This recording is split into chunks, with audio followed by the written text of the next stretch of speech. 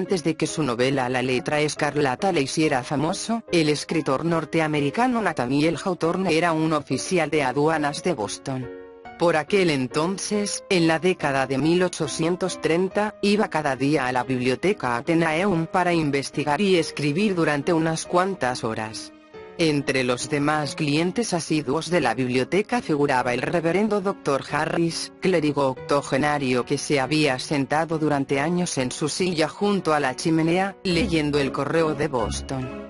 Hawthorne nunca había hablado con él, ya que las conversaciones estaban estrictamente prohibidas en la sala de lectura, pero el Dr. Harris constituía casi un mueble de aquella estancia.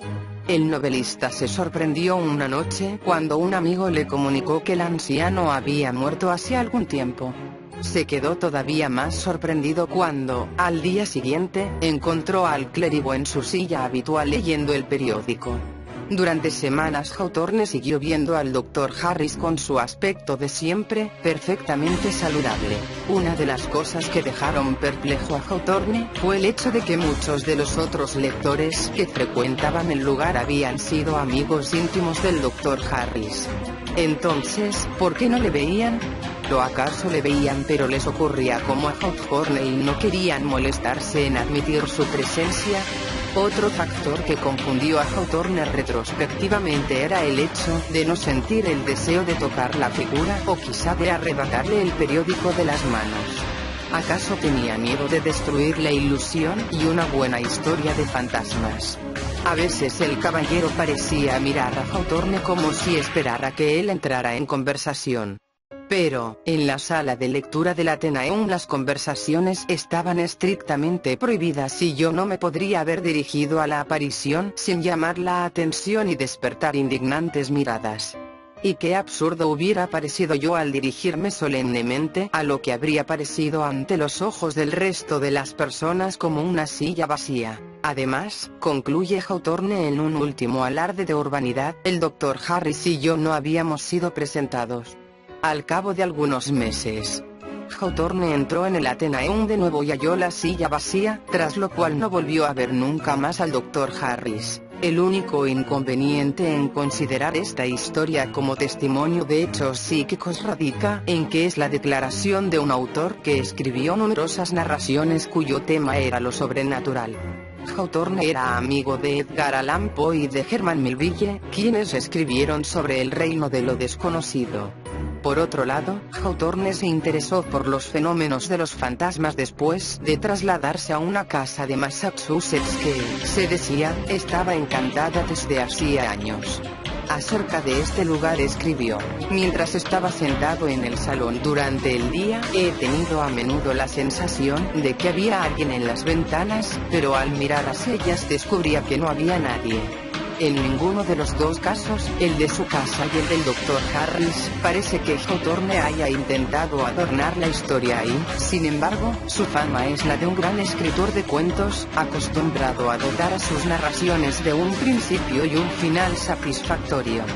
Como cuento de fantasmas de ficción, la historia del Dr. Harris sería sosa y carente de interés, pero como prueba evidente de una aparición tiene una calidad excepcional. Así pues, ¿qué es lo que vio Hawthorne? Para mucha gente, la respuesta inmediata sería que contempló el espíritu terrenal del Dr. Harris, vinculado de algún modo al lugar donde solía aparecer en vida. Otros dirían que el fantasma era una proyección del recuerdo que Hawthorne tenía del anciano, haciéndose eco de la madre de Hamlet cuando comentaba acerca de las visiones de su hijo. Eso es pura invención de tu imaginación. Más recientemente, investigadores de fenómenos sobrenaturales sugerirían que la persona aparentemente sólida situada junto al fuego era una especie de registro espiritual dejado por el difunto en su entorno, el cual era recibido de algún modo por la mente de Hawthorne de la misma forma que un aparato de televisión recibe una transmisión. Una cosa es segura: Nathaniel Hawthorne no era ni mucho menos el único que vio fantasmas o, como prefieren los parapsicólogos competentes y los investigadores de fenómenos psíquicos, apariciones. Desde las épocas más primitivas, todas las civilizaciones han dejado constancia de los fantasmas, algunas como mera generalidad, como parte del folclore, mientras que en otras se han producido ejemplos históricos específicos. Unos 500 años antes, en plena Edad Media, un monje benedictino llamado Hermano Jacobi asumió un caso de investigación psíquica y registró todos los hechos con escrupuloso cuidado. Aunque a los ojos modernos el incidente parezca en un principio lo suficientemente extraño como para ser ignorado, el caso Gobi fue tan raro en la época en que ocurrió que merece ser estudiado. En diciembre de 1323 murió un comerciante de Alais, localidad del sur de Francia. Su nombre era Guy de Torno, y se decía que días después de su muerte había vuelto para aparecerse a su viuda en forma de voz de espíritu. La noticia sobre este persistente fantasma se esparció por la ciudad de Avignon, a 65 kilómetros del lugar donde el Papa Juan XXII tenía entonces su residencia.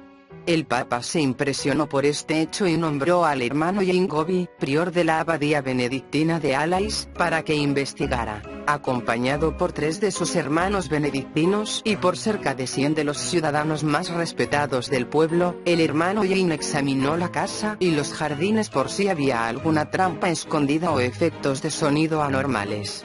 Después situó a un vigilante alrededor del lugar para mantener alejados a los visitantes. El foco de las manifestaciones fantasmales era el dormitorio. Gobi pidió a la viuda que se acostara en la cama junto a una respetable anciana, mientras los 4 monjes se sentaban cada uno en una esquina. Los monjes recitaron entonces el oficio de difuntos y pronto empezaron a percibir en el aire un sonido parecido al que produciría una escoba rígida arrastrándose por el suelo. La viuda gritó llena de terror.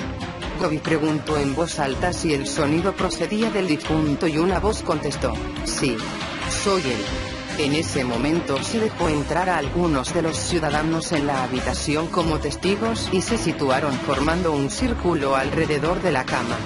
La voz les aseguró que no era un emisario del diablo, suposición corriente en la época medieval, sino el espíritu terrenal de Guy de Torno, condenado a rondar su vieja casa por los pecados que había cometido allí. Añadió que tenía esperanzas de subir al cielo una vez acabado su período de purgatorio. También dijo al hermano Jane que sabía que llevaba la Eucaristía escondida bajo su hábito. Este detalle solo lo conocía Gobi. El espíritu continuó diciendo que su principal pecado había sido el adulterio, que en aquellos tiempos era castigado con la excomunión del sacramento. Entonces el espíritu suspiró y partió. El hermano Jane redactó su informe y lo envió al Papa de Avignon. A pesar del rigor con el que se llevó a cabo la investigación, queda en pie el hecho de que el ruido y el suspiro podían haber sido provocados por el Mistral, viento que sopla por aquella parte de Francia en invierno. La misma voz podría haber sido producida por ventriloquia por parte de la viuda, consciente o inconscientemente, sobre todo si sospechaba la infidelidad de su marido y quería desacreditar su memoria. Otra impresionante investigación, esta vez sobre una aparición en masa, fue llevada a cabo en 1644 por una serie de prestigiosos oficiales del ejército inglés. El 23 de octubre de 1643, las tropas monárquicas, bajo el mando del príncipe Rupert del Rin, sobrino del rey Carlos I, y las parlamentarias, al mando de Oliver Cromwell, libraron la primera batalla de la Guerra Civil Inglesa en Edgehill, Warwickshire. Un mes después, varios pastores locales vieron y oyeron en el mismo lugar lo que al principio pensaron que era otra batalla: la caballería, las armas de fuego, el relumbrante acero. Cuando de repente todo aquel cuadro desapareció, se asustaron y huyeron. El día de Nochebuena la batalla fantasma se escenificó de nuevo y fue tan convincente que un impresor de Londres entrevistó a varios testigos y publicó un relato del fenómeno. Esto intrigó al rey, quien nombró una comisión de oficiales del ejército para que investigaran en su nombre. A su vuelta, los oficiales trajeron una detallada confirmación de las noticias. No solo habían entrevistado a los pastores, sino que en 2 ocasiones habían visto ellos mismos la batalla, reconociendo a un gran número de hombres que habían muerto y también al príncipe Rupert, que todavía estaba con vida. A partir de esto se sugirió que el fenómeno fue una especie de segunda escenificación, más que una aparición de espectros de espíritus que volvían de la muerte. La batalla fantasma de Urgell tiene un curioso paralelo en España, localizado en el desfiladero de Roncesvalles, Navarra, escenario de la derrota de las tropas francesas al mando de Roldán, sobrino del emperador Carlomagno, en 778. Se dice que en las noches de luna llena se escuchan allí los sonidos de aquel trágico encuentro, oraciones, gritos de agonía, y acaso también el lejano sonido del cuerno de caza con el que Roldán moribundo pidió auxilio.